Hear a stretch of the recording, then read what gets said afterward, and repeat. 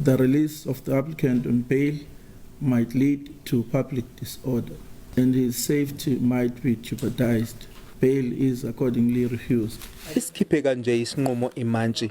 uNdlovu usolwa ngecala lokubulala ingane angayizali uSanelisiwe Somabhele, okuthiwa wayishaya ngenduku yomshanelo, washaya nonina wayo oyintombi yakhe.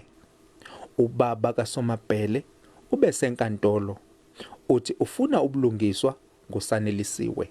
Ngiphatha kabuhlungu kakhulu ngoba lo muntu owenze lento ngiyamazi, bekumuntu ekade ngimbone nangasemakhaya, manje yena nje angazi nokuthi ngenze njani uma ngimbona ngesimo asenze enganeni yami, ngoba manje yena lento akuvumi ngisho ngilale ngisho ebusuku uma ngicabanga. Amalungu omphakathi abebhikisha ngaphandle kwenkantolo afuna angayinikwa ibheyili umsolwa.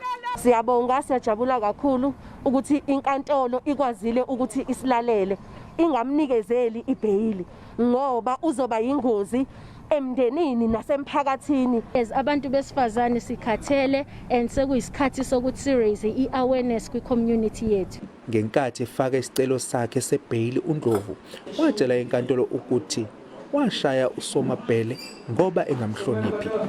Umbuso waveza ukuthi uNdlovu washaya uSanelisiwe ihora lonke ekuseni, wabuye waqhubeka wamshaya amahora amahlanu ntambama, esebenzisa induku yomshanelo kanye nesagila.